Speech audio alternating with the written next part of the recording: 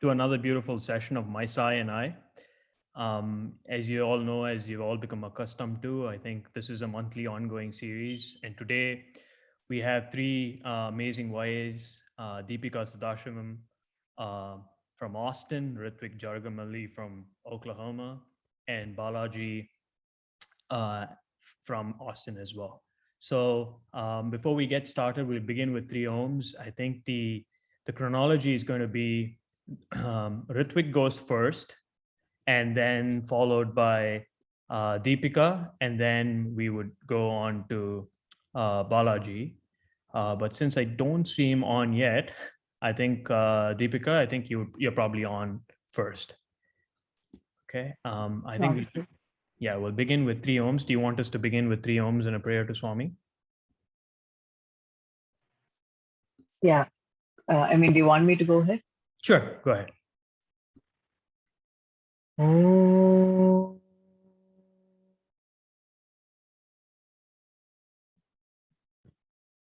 Oh.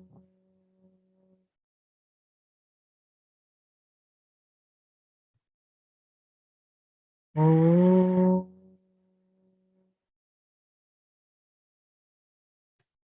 साईश्वराय विद्महे सत्यदेवाय धीमहि तन्नः सर्वप्रचोदयात्।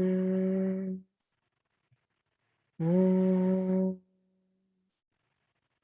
शान्ति शान्ति शान्तिः।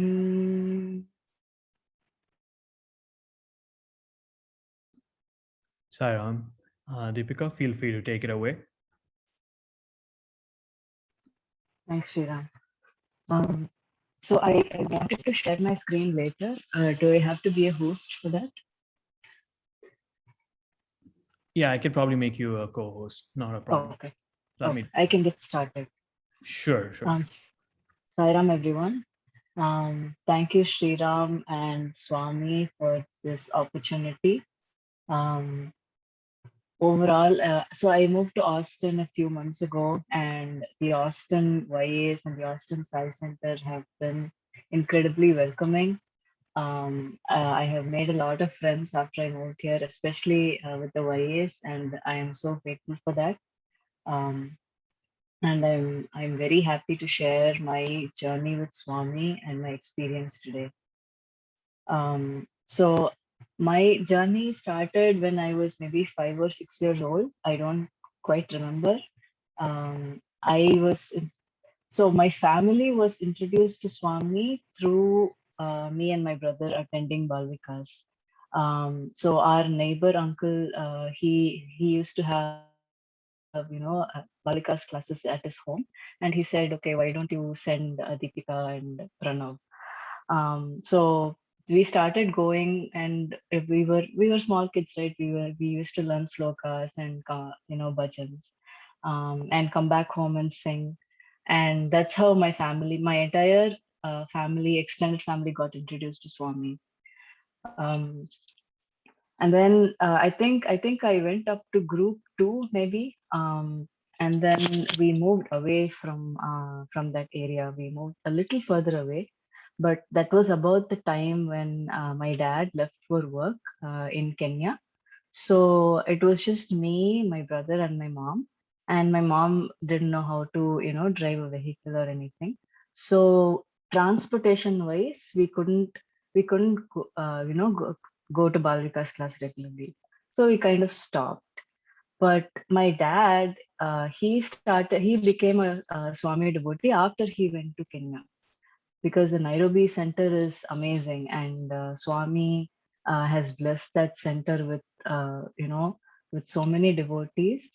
He became a part there, and he became an ardent devotee. I remember him coming when he used to come back a few times a year for vacation.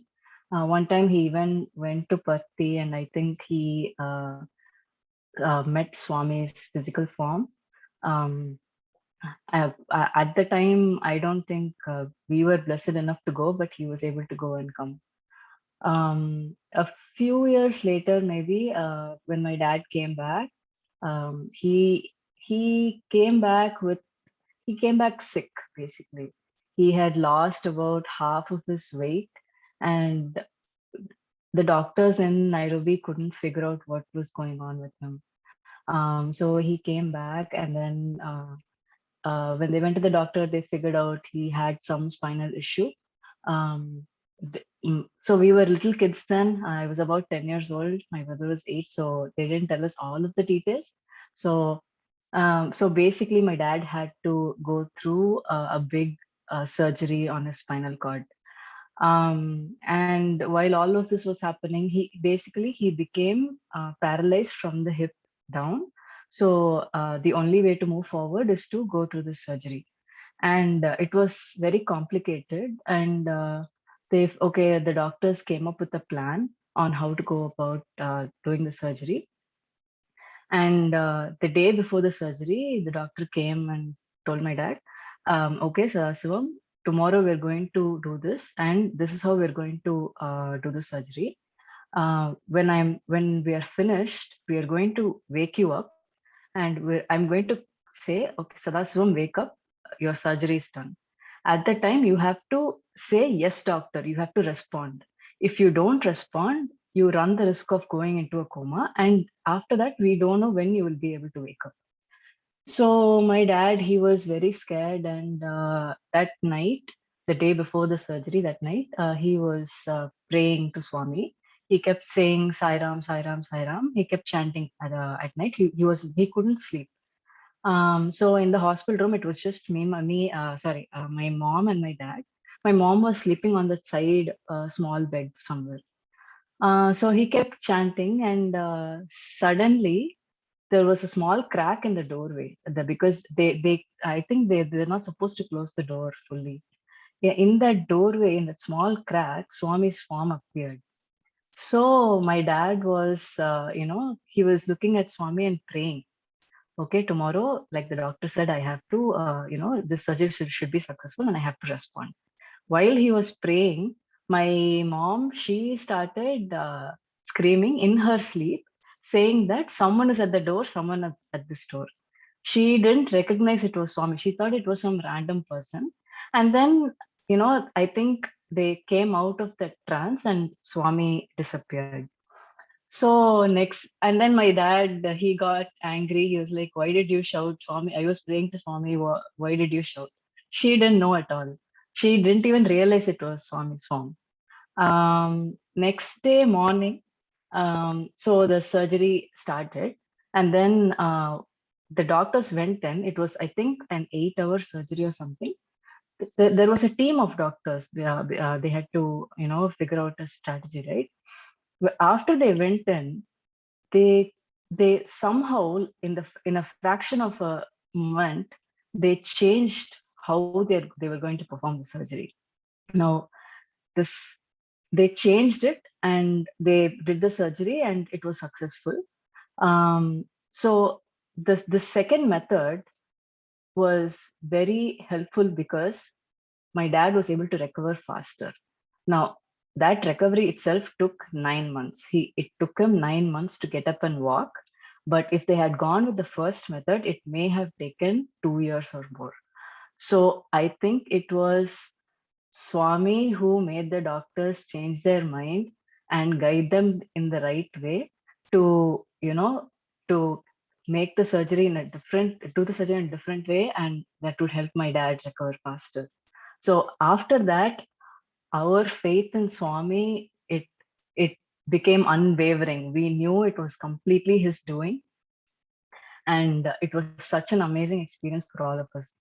We knew. I think my parents told us the story a few years later. Maybe at the time we didn't know, but still it was amazing to hear. And then after that, we used to predominantly we used to go to bhajans, bhajans in neighbors' houses. Whenever there was bhajans, we used to go. We couldn't again. We had the transportation issue again, so we couldn't go to Sundaram as much as we wanted. So we would go only on special occasions like New Year or Swami's birthday. And then for me, I have always felt like Swami calls me to come and worship him. So that's how it happened when I was little. He called me to come and attend Balikas. And then after all this, right? After school, I went to college. I kind of lost touch with Swami. Then I didn't attend regular bhajans or anything. Um, and then and then I came for masters, and then again he called me in Arizona. He said, "Okay, go to Phoenix Sci Center." And then there I went. Life became very hectic for 2 years. That I could not. I was running on 4 hours of sleep every day. So I went for 2 or 3 bhajan sessions again, and then I couldn't go. And then again in Massachusetts, when I went, I moved to Massachusetts in 2015, but when Swami called me back to Boston Science Center, it was 2017. For it has always been a gut feeling for me. Okay, I need to go to center. Why am I not going? Suddenly I'll remember and then I'll go. So that's what happened in 2017, and the Boston Science Center people, I am eternally grateful for them. They were so welcoming, and the literally all the adults there, they were like parents to me. It was such an amazing experience. And this last 3 years with the Boston Science Center folks, I felt like I was with my family. Last 3 or 4 years, I have been a regular member, and something happened last year that again reinforced my faith. This time, Swami came to me instead of calling me. And that's where I want to share this picture with you all.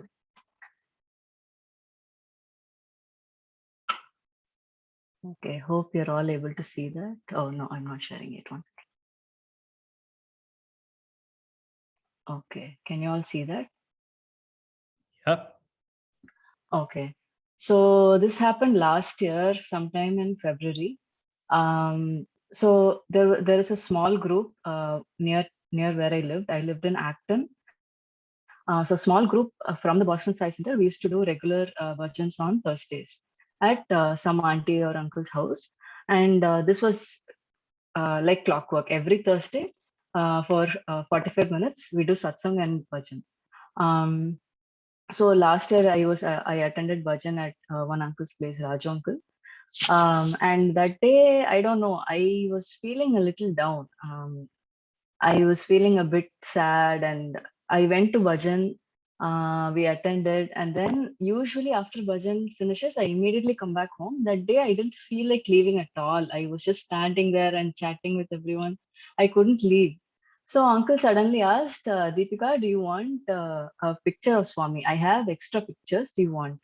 I said, okay, uncle, I have a very small picture. If you can see this small palm size picture was the only thing I had of Swami. So he said, I said, I have very small picture. So anything a big, small, even slightly bigger is okay. I'll take. Um, and then when we went downstairs, he tried to look for smaller pictures. Nothing was there. This framed picture of Swami was there in his basement. And he said, you know what, why don't you take this? I said, uncle, this might be too big for my house. I live in an apartment. It might be too big. He said, it's fine. You take it home, keep it and see. If it's too big, then you can bring it back. Okay, I said, and then I brought it home. That day, I felt like Swami is saying, okay, I am with you. Don't feel sad. I am with you always. That is why I have come to your home today. Okay, and then I started. I set up my altar and like this, and I started praying. Um, so the I think the end of that month or something, suddenly Raja uncle said, "Okay, can we do bhajan at your house one day?" I was like, Uncle, how will I do? Like all of you are adults and you are okay. You're so well versed in organizing this. How will I do? I don't know anything. He said, it's fine. Swami will show you how to do. And then okay, I think I took like 1 or 2 weeks to set up everything. Um, and everything kind of came together. So usually it would be like there were it was a big group, but only a few people would come every week. So it was always like 5 or 6 people during bhajans. People will rotate through Thursdays. Not everyone would come on every day. So I thought, okay, usual crowd will come, so 5 or 6 people, okay. And my dining hall slash puja room was pretty small. So like I set up, if you can see on the right side, this is a small room. 5 to 6 people can sit comfortably. So I set it up here, and then the day came, and suddenly, so usually we don't have music or instruments or anything. We just sing. Sometimes if Subbu uncle is a harmonium player, if we go to his house, then we'll have music. But that particular day, Subbu uncle and his family came with harmonium. The usual 5 to 6 people came, and then people who I had not even seen before come to Thursday Bhajan start came. At the end, towards the end, it was like 15 to 20 people all gathered in this small room. And it was, full beautiful bhajan session with harmonium, tabla, everything. It was so nice, and it was such an amazing experience. Um, and then, we were all feeling grateful, and I felt really good that Swami made everyone come. But I said, uncle, I was expecting only 5 to 6 people. What happened? Uncle said, you don't know what Swami is thinking. He brought everyone, he told everyone to come today. And then, okay, they all left, and then that was the last, and that's when I realized that was the last Thursday that we were able to do in-person satsang on Thursday. Then from the next Thursday onwards, we had to switch over to Zoom because of COVID. And until now, the ACT and people have not been able to resume, in-person sessions. I think Swami knew something at that point that he wanted everyone to have that experience, and these type of small coincidences and realizations help reinforce my faith with Swami. And I cannot even believe something like this happened. Um, and I am eternally grateful for that experience. Um, so, Sairam, thank you, Swami, for being with me always and protecting me and bringing me to Austin and helping me be part of the Austin Sai Center. Thank you. Sairam, everyone. That's pretty much all I had. Hey, Sairam, Deepika, was beautiful. I think that's the beauty, right, of my Sai and I. It's these really small, simple incidences, and you guys are able to see Swami's hand in it. I think that's what makes us makes people like you, an inspiration for others, in the sense that, are you able to see Swami's hand in the simple stuff? Yes, miracles, Swami shows at times to people, to, in one sense, to show his nearness, so that we may yearn for his dearness. So, but the point is, miracles are not required for people who are able to see his hand in just simple day-to-day happenings. And people like you, and just through through the stuff that you shared, was just beautiful, like how you were able to see, even through a simple bhajan session, Swami's hand. I think that is the essence of why, we have these sessions, in one sense, is to help each of us understand that we don't need to have any sort of grand happening, but to actually glean Swami's presence through the simple things in our life. So thank you so much. And if anyone has any thoughts to share, anything to share, feel free to do so at this point. Thank you, Sriram.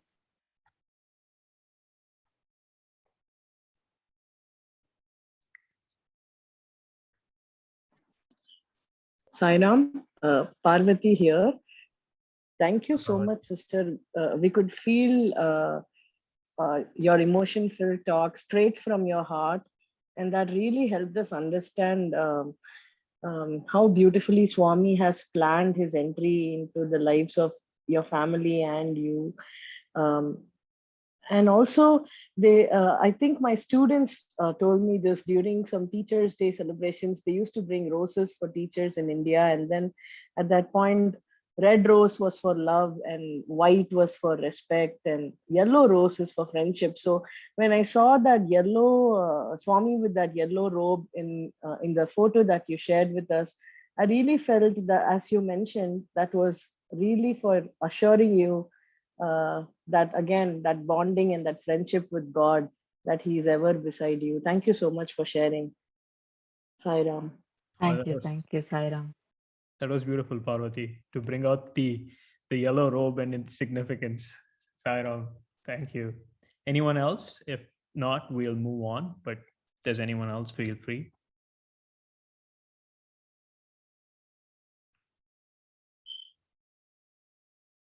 Okay. Again, feel free to, butt in at any point in time to share your thoughts. But I think we'll move on to Ritvik. Um, and Brother Ritvik, like I mentioned, is from Oklahoma. And Brother Ritvik, feel free to take it away. You can begin by introducing yourself, and the floor is all yours. Sairam.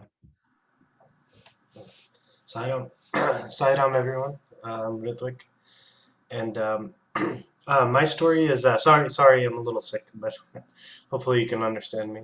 Um, my story is more subtle um, and quicker, but I did want to share. I did want to share what I experienced, what I have experienced, what I experienced.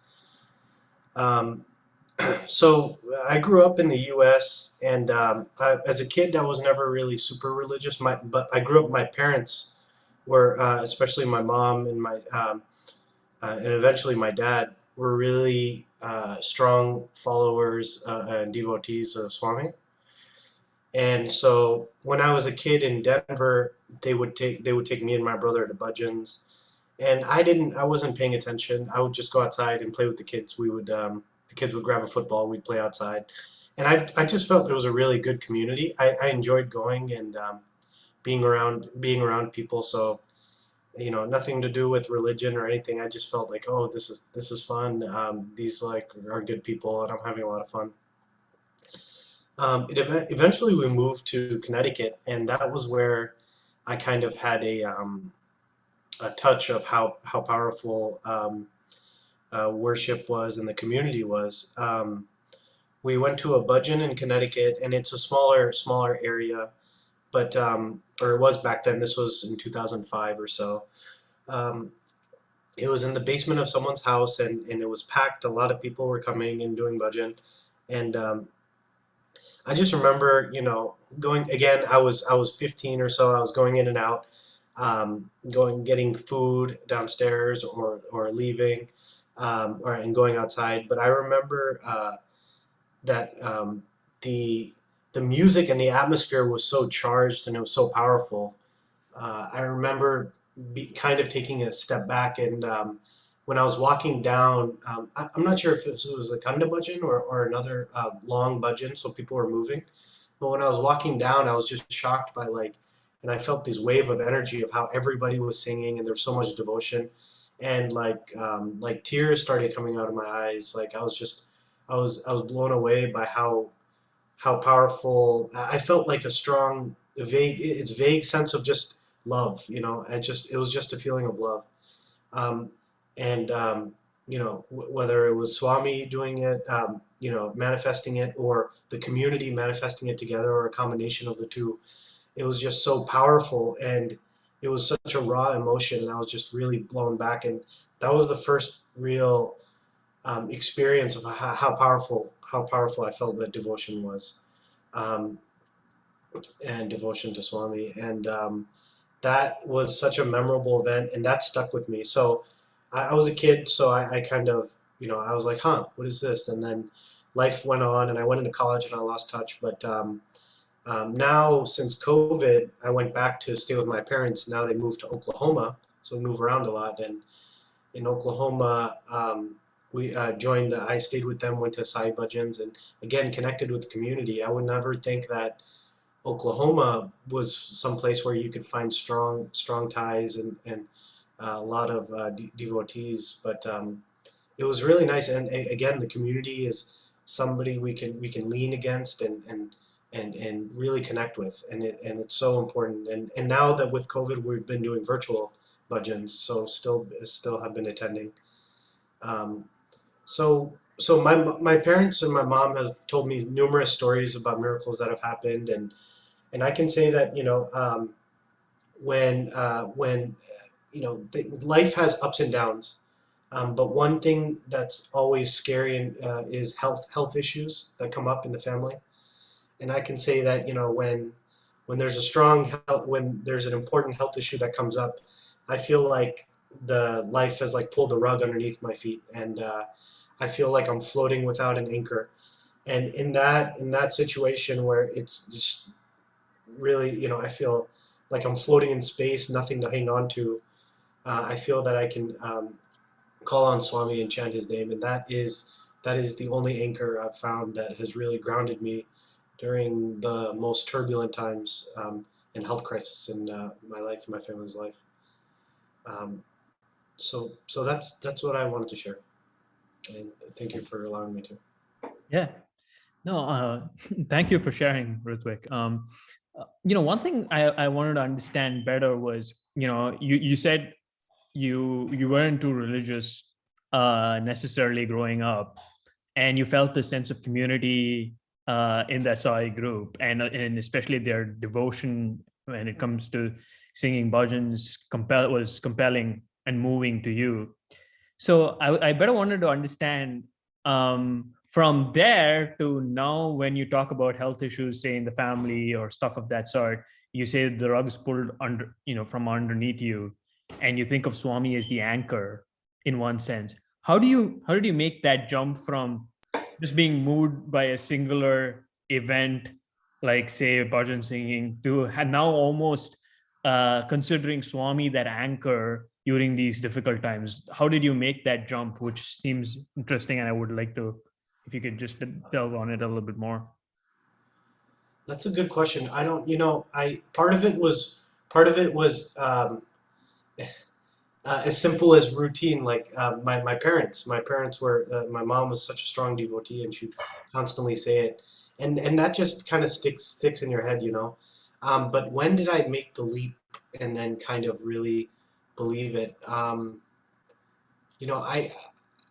I can't say when that happened, but there was a shift. Yeah, that's a very interesting question. There was a shift where I was just an observer.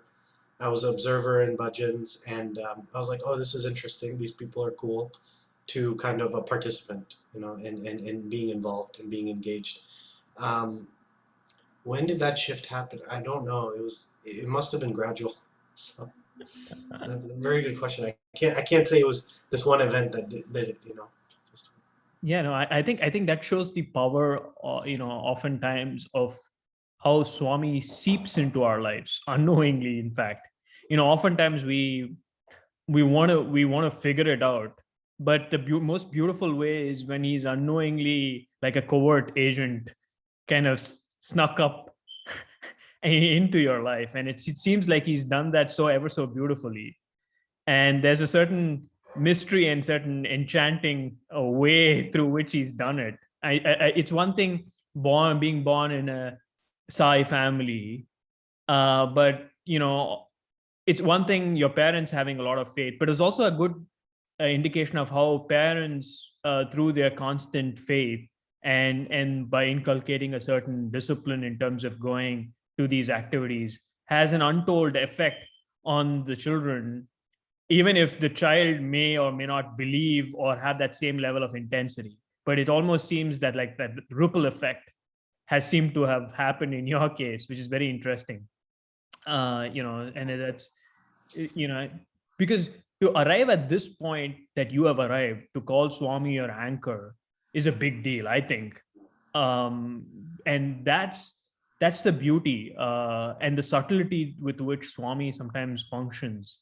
And so on the outside, sometimes, I feel parents feel, or especially Sai parents feel, like my child is not into it as much as I would like them to be. And I think they also thrust a certain amount of, sometimes knowingly or unknowingly, a certain amount of pressure in wanting to get that child really into the fold. But it's the beauty that when you constantly keep at it, it seems that knowingly or unknowingly the children get pulled into it. And so that's a beautiful takeaway for us, that just keep at it. Yeah, I would say that now that you say that, that resonates with me a lot. I felt like my mom was planting the seeds and the seeds of devotion. So she'd constantly sing bhajans and take us to events and communities and talk about Sai. And none of that really consciously it never stuck. Because I was just like, oh, okay, my mom's listening to bhajans again, and then I'd go off and do my thing. But subconsciously, I felt like the seeds were planted, and given enough time and just given enough time and nourishment, it seems organic. But I would say that definitely my parents as a guide down this path, there was huge impact. Yeah. And I think it underscores the point that, that discipline of, when we think of discipline, we almost think of it as a set of rules, but discipline is another word for commitment. In one sense, it's discipline is commitment in action. When you drive at, say, 70 miles an hour, say out here in Texas, okay, that's the speed limit. You're disciplined to driving at that speed limit. Basically, you're committed to protecting your lives and that of the others. So in a similar manner, when we have a discipline, we follow a certain discipline in the Sai fold. It's our commitment to Bhagwan and a commitment to ourselves. And that commitment will unknowingly be picked upon by folks, including children in and around you, I think. And I think that's how our elders have either knowingly or unknowingly been role models in one sense. And we're very grateful to each one of them, because we learned by watching them and their conduct, and who they are. I think, like you said, surreptitiously sneaks into our inner being, and in one way we also learn to make it our own. So yeah, thank you so much, brother, for sharing that, because these are the stories, because you want to know the arc. And as YAs, we are at all ends of the spectrum, right from being doubtful to not having that any sort of major connection, to some feeling, starting to get glimpses of it, some really enmeshed in it, some think Swami is everything. This whole spectrum needs to be explored. And that's the beauty of the My Sai and I series, that we get to explore this entire spectrum, this entire journey that each of us have. And each of us will have our moments, and when Swami will enter, and that moment will be, the timing will be just about perfect for each one of us. So thank you so much, brother, to adding to that whole spectrum in one sense. And if anyone has any questions or any thoughts, feel free to chime in. Thank you.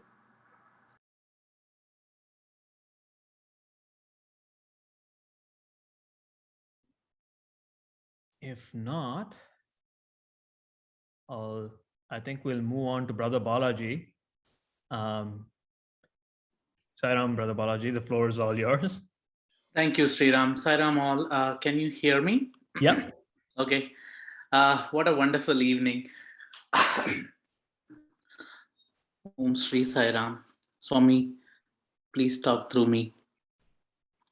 Thank you, thank you, Sriram, for this wonderful opportunity. I was waiting to get this time and, share with you all how Swami has touched every single moment in my life. You have to stop me if the time is running out. As Swami says, count your blessings, the number will amaze you. I was trying to start writing down what should I talk for this evening, and the numbers are actually amazing me, and I don't know where to stop, where to start. So him being the master of all, he being, the one who decides everything, the one who chooses everyone, the one who connects everyone, the one who touches our lives in various ways, just like the way you said, it is a very huge spectrum that we are all together, and we don't know in how many multiple facets or how many multiple ways he has touched upon of every and millions of living beings in this huge universe of his. Let us be the small piece and let us try to do what he wanted us to do.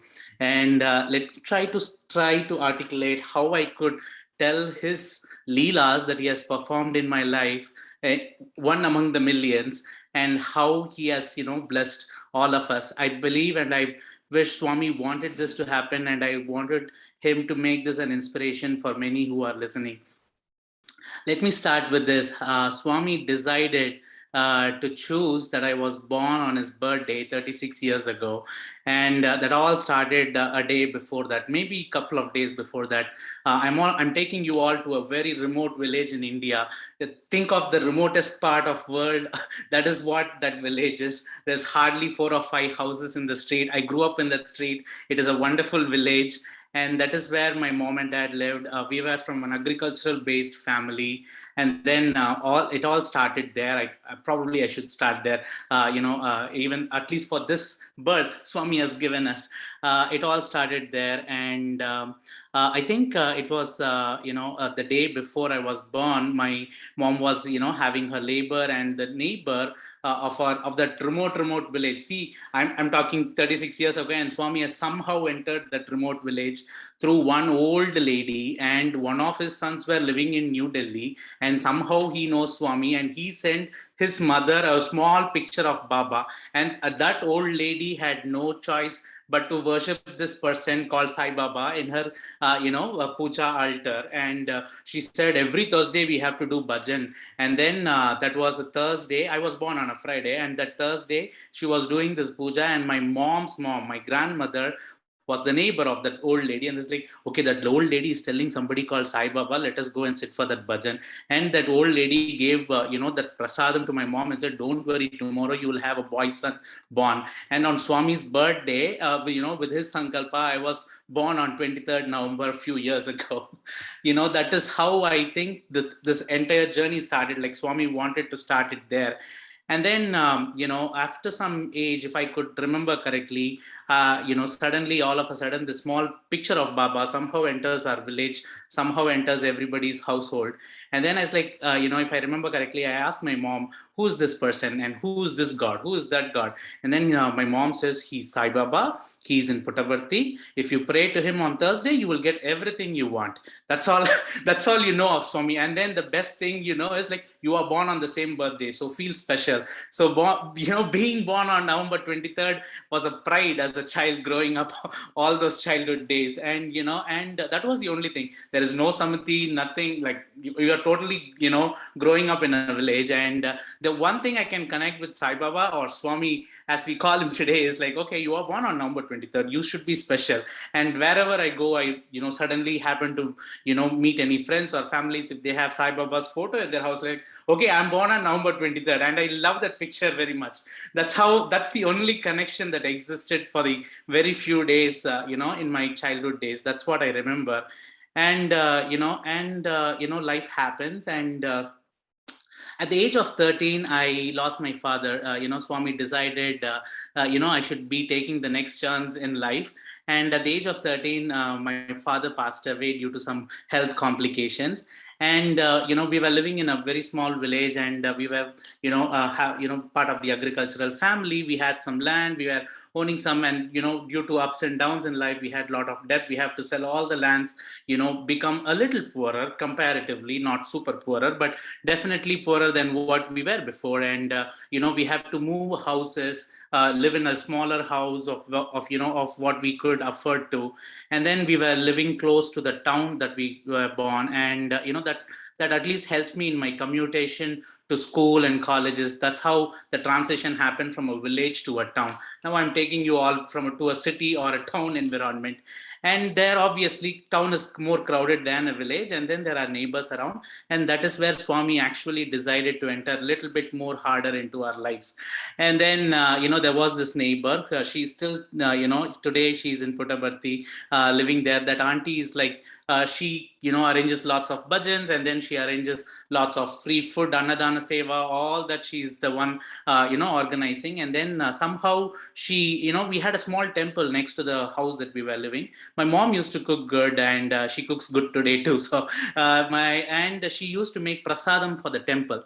And this Swami's devotee, this auntie came to that temple like, oh, who's this lady cooking so good? I'm doing a lot of annadanam. I want this lady to come and cook for me. And then she somehow contacts to the ladies and she asked my mom, can you come and cook for us? And then my mom asked me, that auntie is asking if I come and cook. I'm like, no, you cannot go. We are not that poor. You cannot go for taking cooking as a job and taking money out of it. You should not go. And then my mom said, wait, they have Sai Baba photo in their house. And like, oh, okay, then we can go.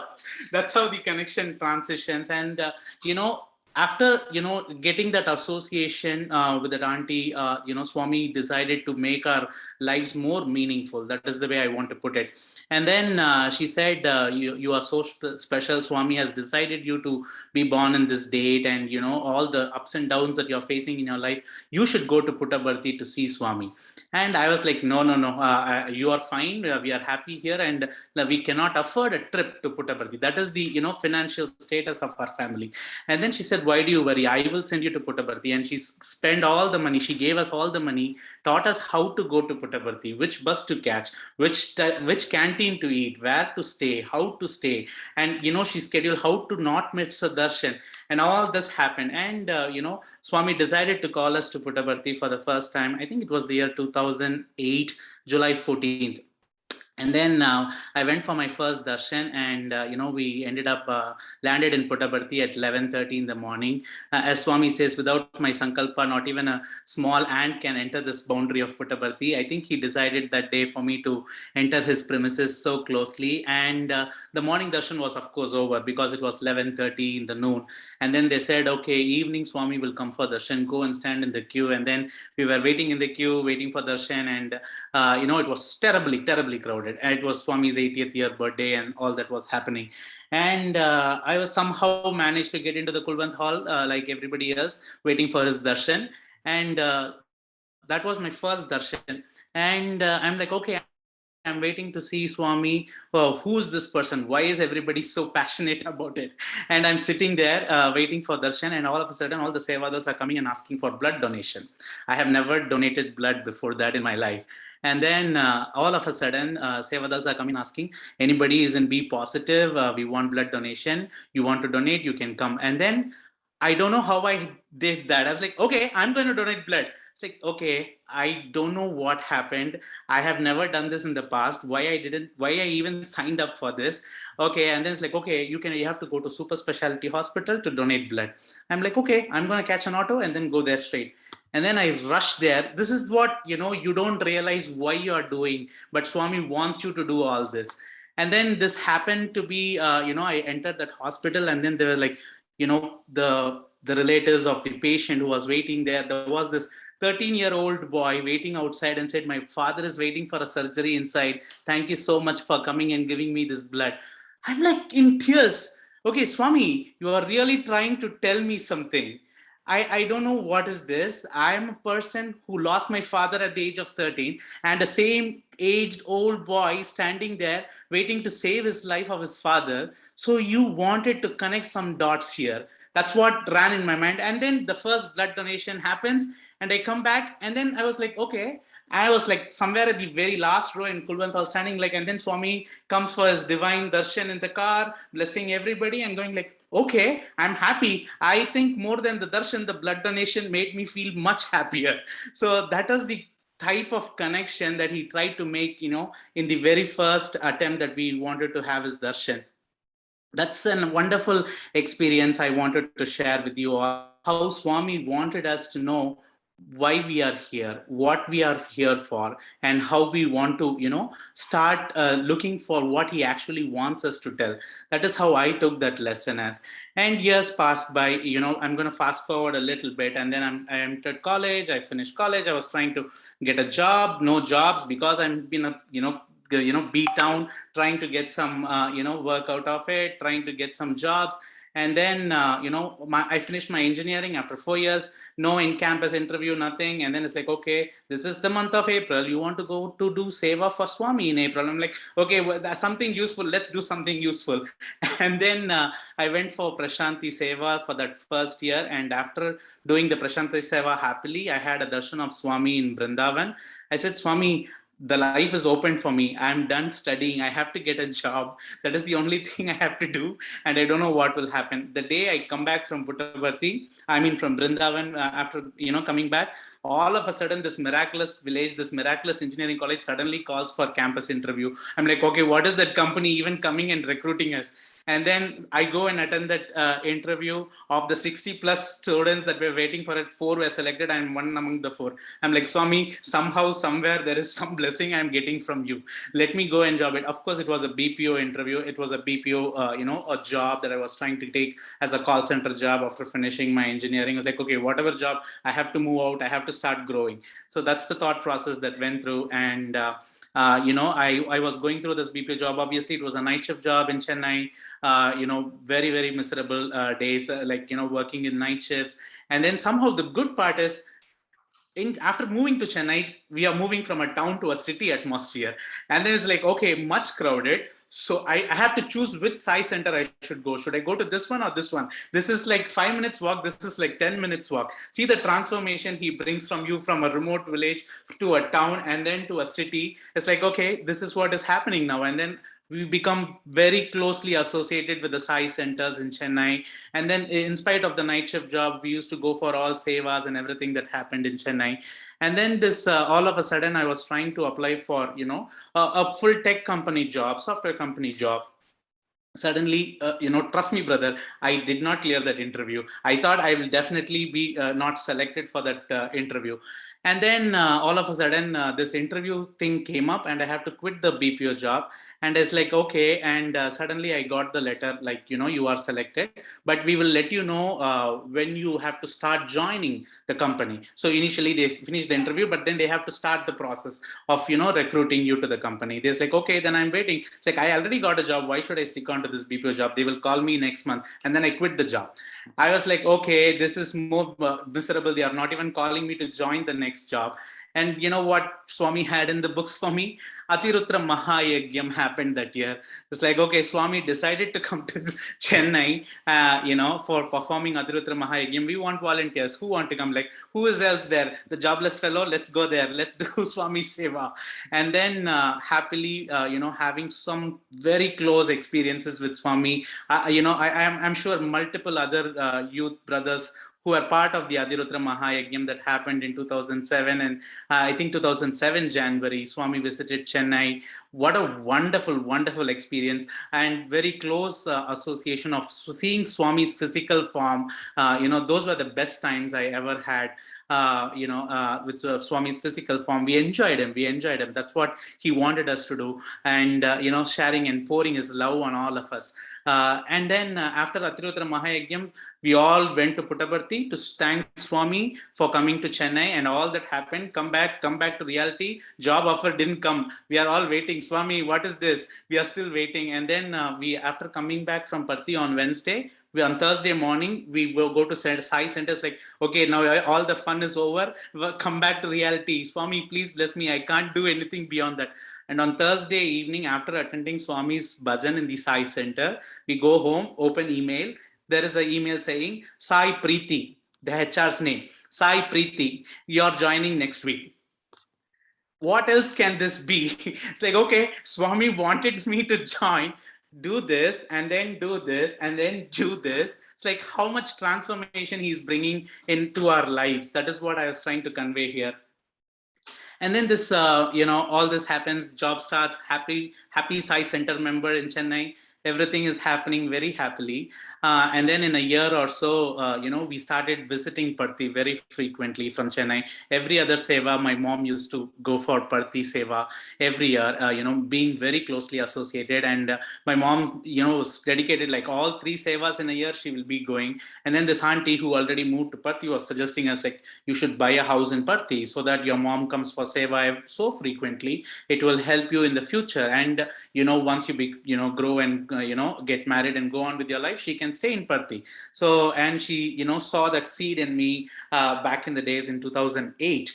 And then I was like, okay, buying a house, I just got a job. I'm not super financially stable to buy a house. It's like, no, no, no, don't worry, we will help you. And then we were trying to buy a house. That buying the house itself needs 1 30-minute session. I'm trying to make it short. And then, there was this person who was trying to sell this house. Obviously, when you try to buy a house, you try to negotiate. And then I tried to go and negotiate with him, like, no, no, no, I want to reduce this price. When I was starting that first statement, all these side messages used to come in your mobile phones, like coming like, okay, accept everything as Swami Sankalpa. I'm like, okay, I'm not going to negotiate a penny to this person.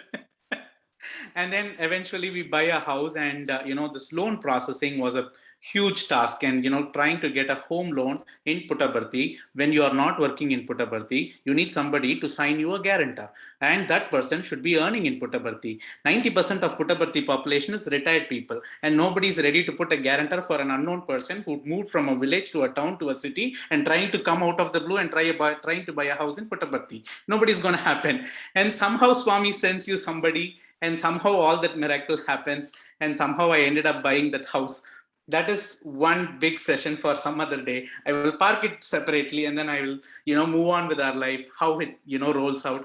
And then we bought that house and we kept it there. We were still living in Chennai, and 2010-11 recession starts hitting everybody's job. Everybody's financial status is already collapsing. It's like it was hitting the rooftop at some point in time in my life, where we could not afford living in Chennai, as a family. So mom says, like, anyway, I'm going to Puttaparthi so frequently. Let me move to Parthi. You be in Chennai to stay with bachelors, like, as a group house, or share the, accommodation, and, try to manage this. And that was the first time I'm getting separated from my mom after my childhood days. It's like, okay, that was the miserable part in my life. I've like never moved up. I'm a mom boy. I cannot live without my mom. And that happened for a reason. And during that time frame, I was like, okay, I want to get into a project. I want to be financially stable. How this is going to help me?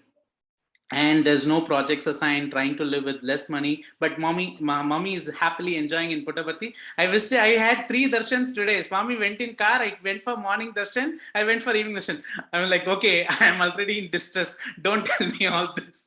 All that happened. And, I was praying, Swami, at least keep me closer to my mom. And all of a sudden, out of the blue, suddenly some project comes in Bangalore, and they want this boy who's in Chennai without a project move to Bangalore.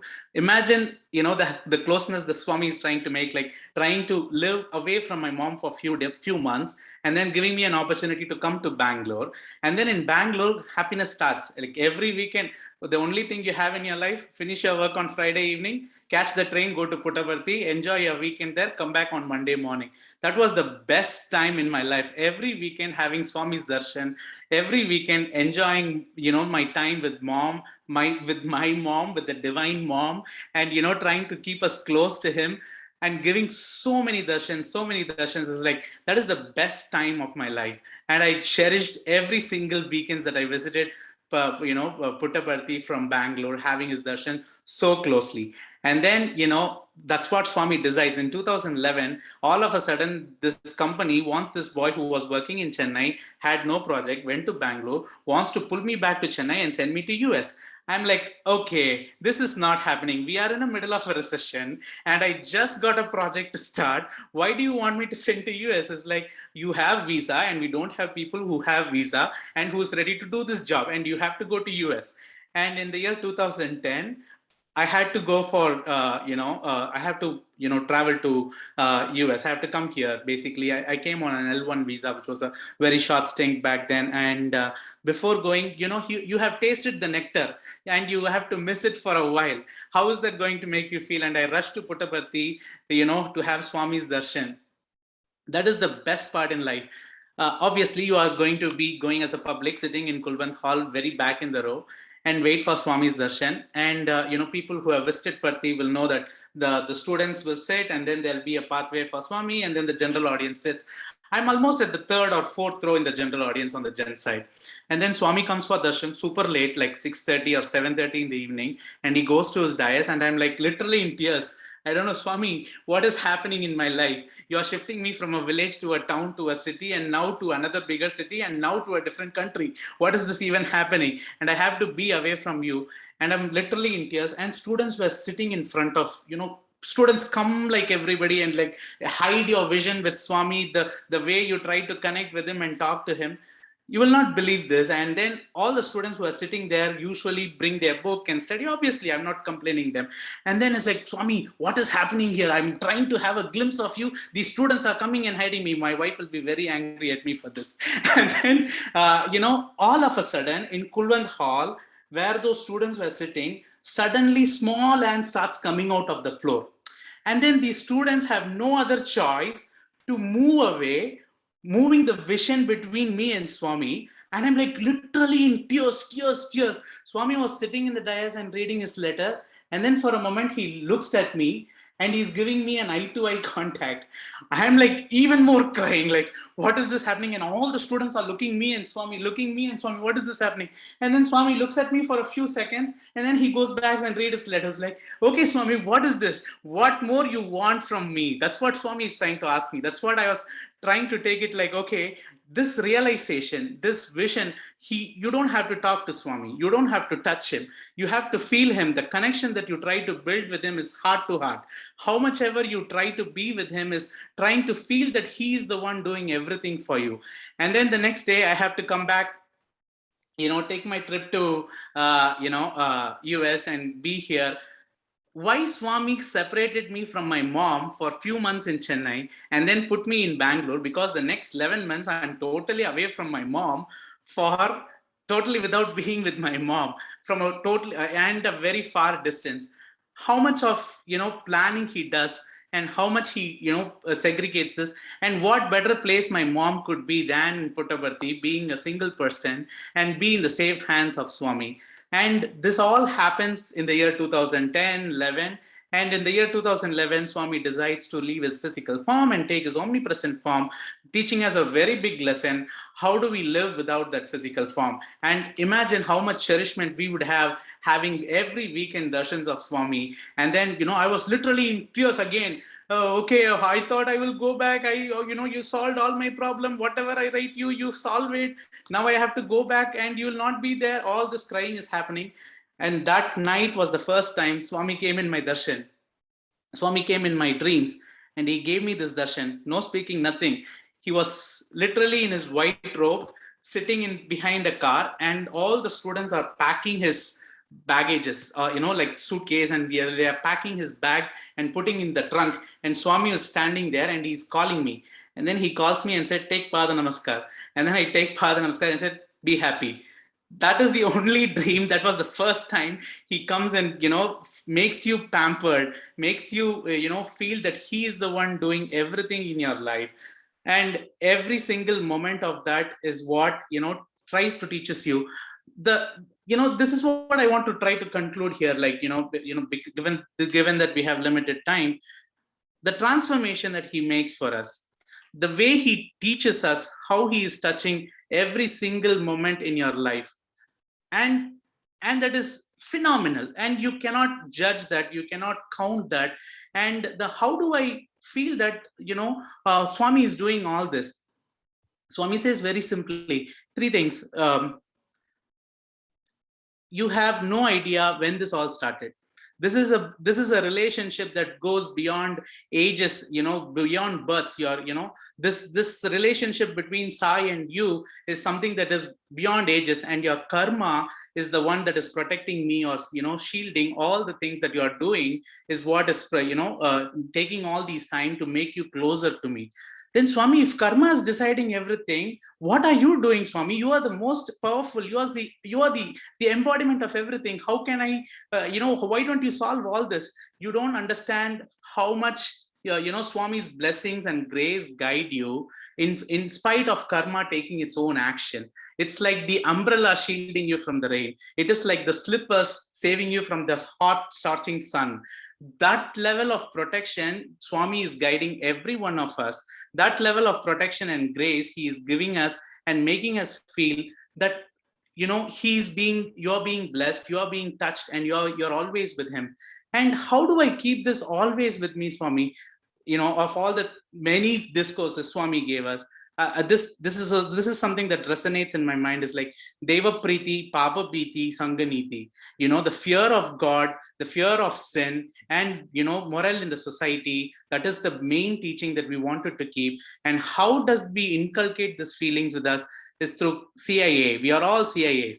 Constant integrated awareness that Swami teaches us, like, okay, I'm doing something. Does Swami like this? Yes. Okay, I can do. I'm doing something. Does Swami like this? No, I will never do.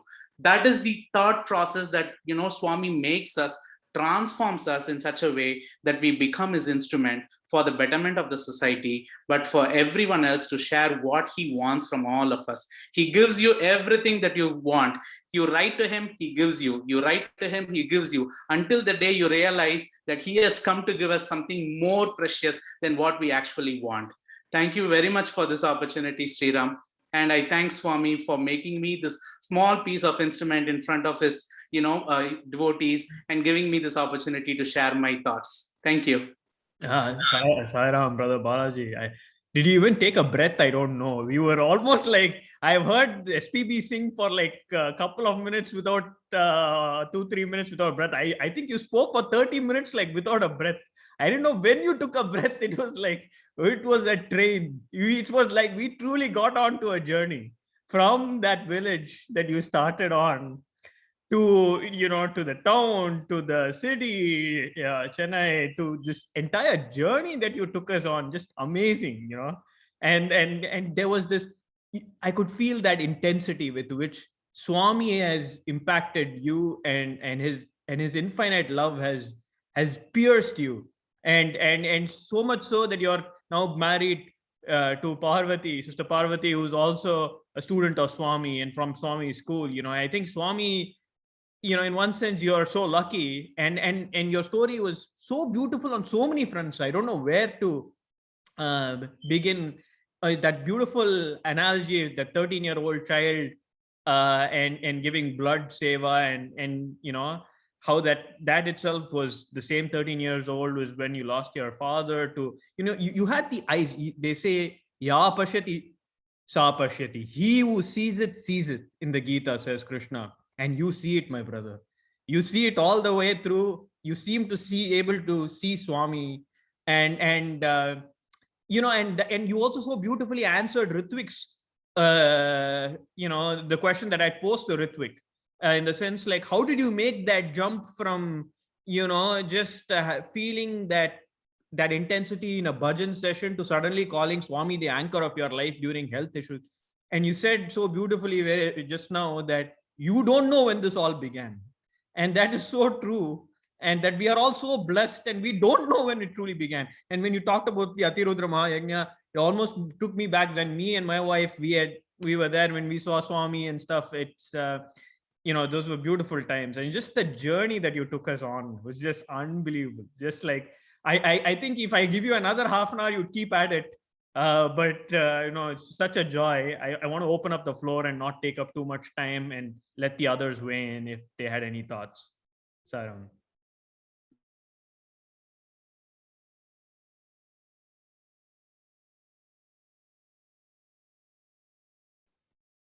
Either I talked too much or either I did not talk too much. No, I mean, it was a beautiful. I think you'd spent the time trying to graph that entire journey in one sense. And given the limited time that I've given you, which is 30 minutes, which doesn't do justice to your journey, I believe, you still managed to bring out the saransh, the essence of it to us. That and fills me with so much joy, truly, brother. What more can you ask? I know we're past 7:30, and I think we'll call it a day at this point in time. But Swami willing, we'll have you back for such is your intensity and your love for Swami. And you and your family, we are so blessed that you've recently moved to Austin. And we even came to know that you moved to Austin, and just pulling you into thick of things, and just having you speak, and your wife speak, and everything is such a joy. Again, thank you from the bottom of my heart. As ever, these My Sai and I sessions, there's never been a session or My Sai and I session wherein I can say, it was Okay. Each one of these sessions are just incredible. I don't know what about these sessions is that everyone who turns up just blows you away in their own unique way. And we're just so grateful to Bhagwan that we have so many gems in our region, so many gems like you in our regions who happen to be YAs. So really grateful once again to all the three speakers from the bottom of my heart, because you guys truly added to today's journey in your own unique way.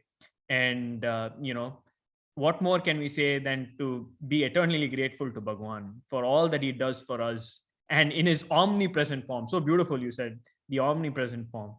Sairam, brother, thank you so much. I think if you ended with Om and three Shantis for us, I think I'd be grateful. Definitely. Om.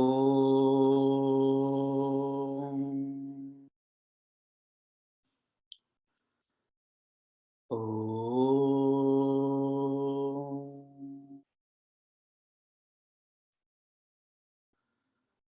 Om.